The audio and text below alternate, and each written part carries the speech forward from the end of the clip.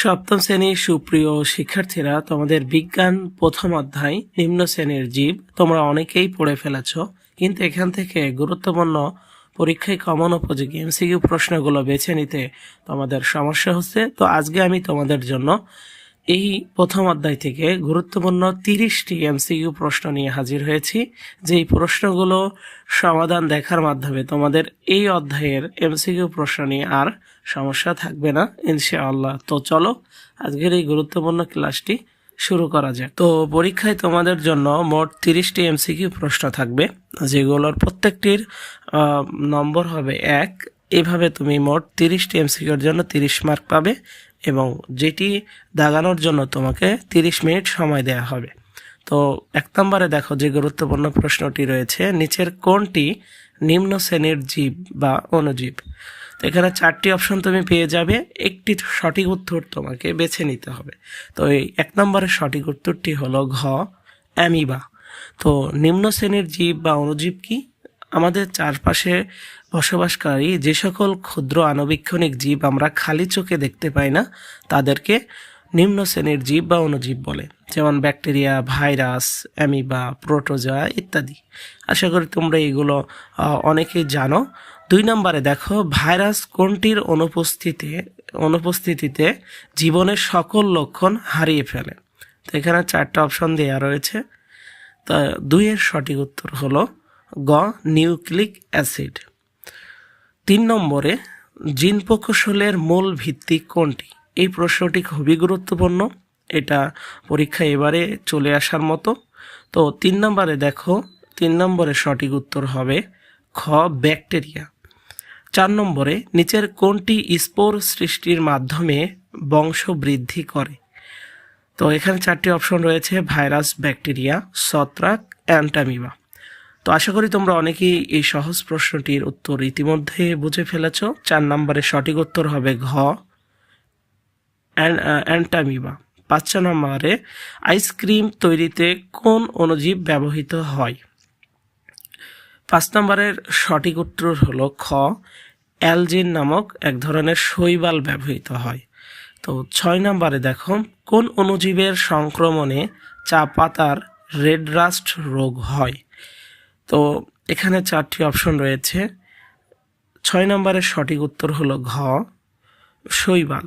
তো এখান থেকে আমরা একটা জিনিস বুঝতে পারছি যে এখানের মেইন যে টপিকটি সেটি হলো ব্যাকটেরিয়া, ভাইরাস, ছত্রাক, অ্যান্টামিবা, এই সকল অণুজীব যাদের বইয়ে আমাদের কি দেয়া রয়েছে, উপকার, এর অপকার কি কি রয়েছে, অর্থাৎ কি কি রোগ ছড়ায় এই অণুজীবগুলো, এগুলো কি কি কাজে ব্যবহৃত হয়। তো মূলত এইসবের মধ্যে থেকেই তোমাদের টিকগুলো হয়ে থাকবে। সবচেয়ে কঠিন যে বিষয়টি তোমাদের সামনে হয়ে দাঁড়াবে সেটি হলো এই ভাইরাসের কোন রোগ, ব্যাকটেরিয়ার কোন রোগ, ছত্রাকের কোন রোগ। তোমরা যদি এই রোগগুলো খুব ভালোভাবে মনে রাখতে পারো বা এদের উপকারিতা, তাহলে কিন্তু তোমার এই অপশনগুলো মিলাতে গিয়ে কনফিউশন হবে না। তো আশা করি আমি তোমাদেরকে সাজেস্ট করব যে তোমরা এই কাজগুলো ঠিকভাবে করবে, যে ভাইরাস, ব্যাকটেরিয়া, ছত্রাক, শৈবাল অথবা অ্যান্টামিবা যেটাই হোক, তার রোগগুলো খুব সুন্দরভাবে মনে রাখবে এবং সেগুলোকে আলাদা আলাদাভাবে খাতায় লিখে পড়বে যাতে কনফিউশন না হয়।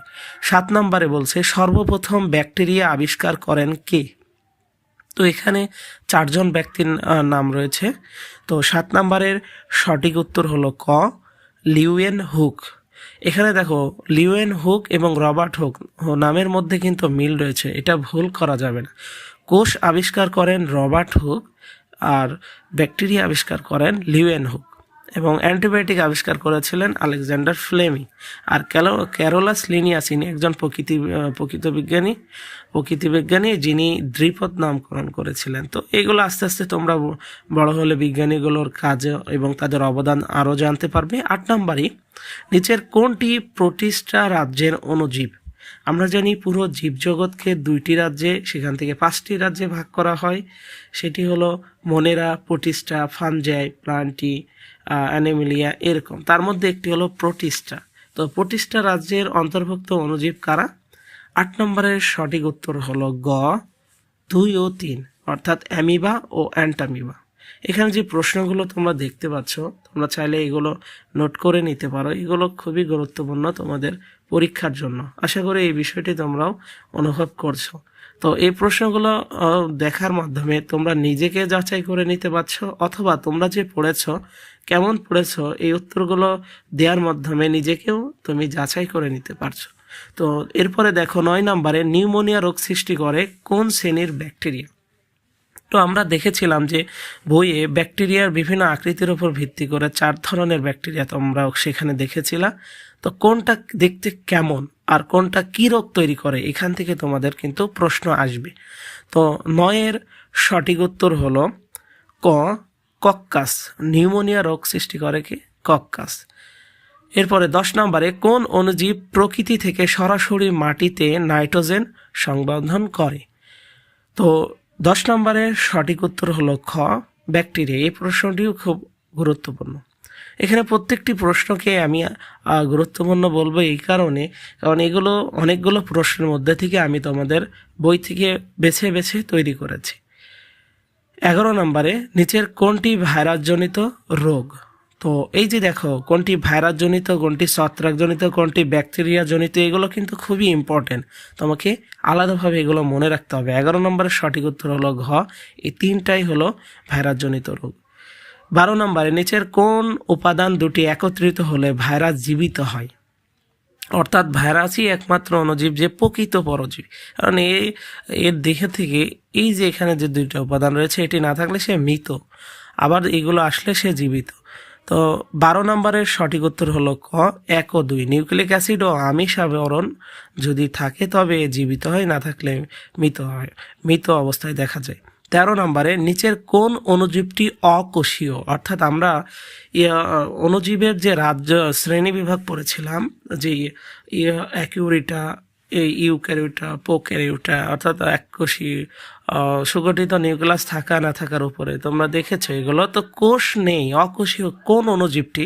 13 সঠিক উত্তর হলো ক, ভাইরাস। এরপরে দেখো 14 নম্বরে নিচের কোন রোগটি অ্যান্টামিবার ফলে হয়ে থাকে।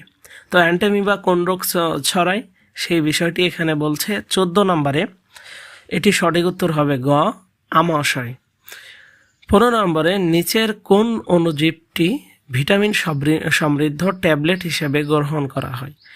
তাহলে 15 নম্বরের সঠিক উত্তর হলো গ, ছত্রাক। অর্থাৎ ইস্ট নামক ছত্রাকটিকে ভিটামিন সমৃদ্ধ ট্যাবলেট বানিয়ে গ্রহণ করা হয়। 16 নম্বরে নিচের কোনটি প্রকৃত পরজীবী। তো এটা সঠিক উত্তর হবে ক, ভাইরাস, যেটি আমি একটু আগে বলেছি। 17 নম্বরে দেখো কমা শ্রেণীর ব্যাকটেরিয়া কোন রোগটি সৃষ্টি করে। অর্থাৎ আমরা দেখেছিলাম ব্যাসিলাস, কমা, এরপরে আমরা আরও দেখেছিলাম স্পাইরিলাম ইত্যাদি। এই যে ব্যাকটেরিয়ার শ্রেণী বা বিভাগগুলো ছিল, তারা কোন কোন রোগকে ছড়াতো।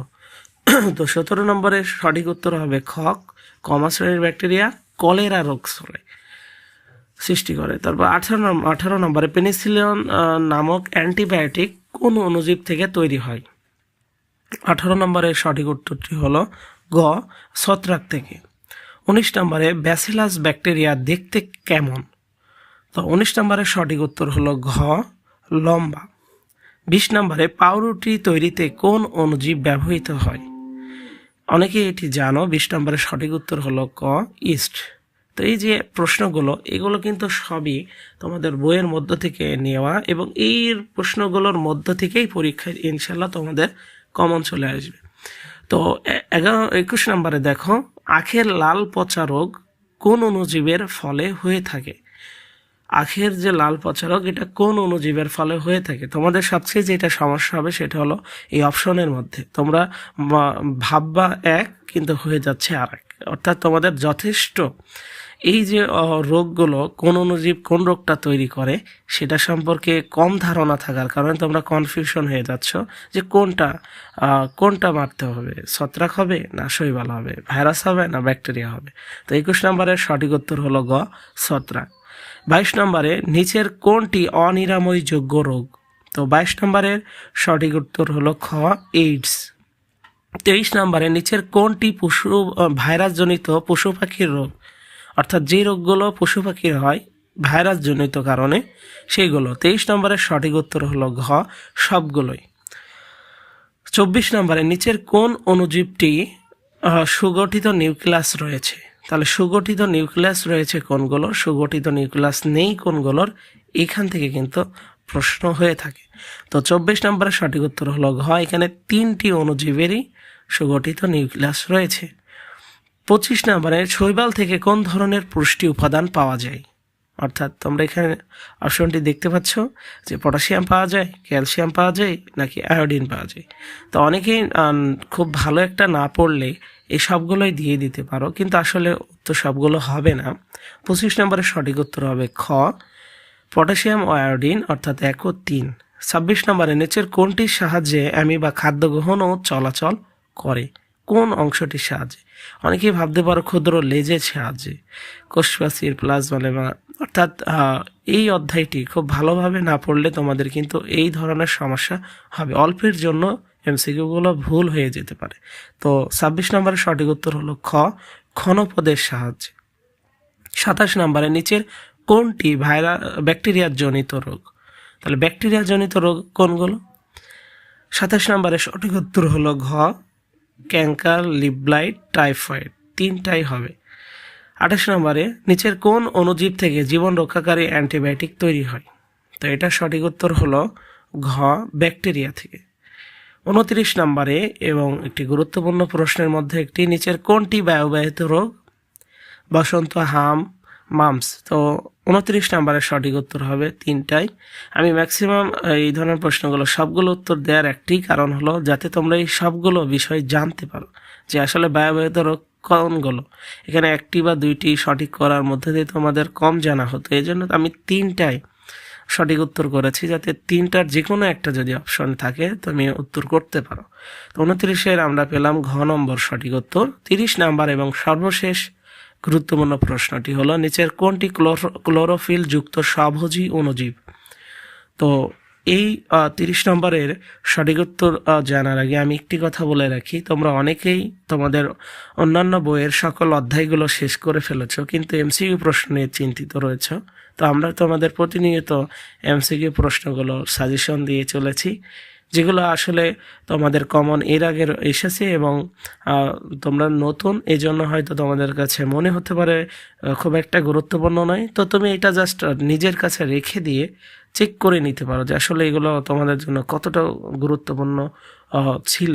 তো তোমরা অন্যান্য চাইলে অধ্যায়ের এমসিকিউগুলো দেখতে পারো যদি তোমাদের কিঞ্চিত প্রিপারেশনটাকে আরও একটু বাড়িয়ে নিতে চাও বা কোনো সাহায্য করে থাকে এই সকল এমসিকিউ প্রশ্নগুলো। তো 30 নম্বরের সঠিক উত্তর হলো খ, শৈবাল। তো এভাবে আমরা 30টি গুরুত্বপূর্ণ প্রশ্নের উত্তর দেখতে পেলাম। তো আবারও সামনের কোনো গুরুত্বপূর্ণ অধ্যায় থেকে তোমাদের প্রশ্নগুলো নিয়ে আসবো, গুরুত্বপূর্ণ সকল প্রশ্ন। তো ততক্ষণ পর্যন্ত সবাই সুস্থ থেকো, আর এই ক্লাসটি তোমাদের যদি ভালো লেগে থাকে তাহলে আমাদের সাথে যুক্ত থাকতে পারো। তো আজকের মতো এ পর্যন্তই, আল্লাহ হাফেজ।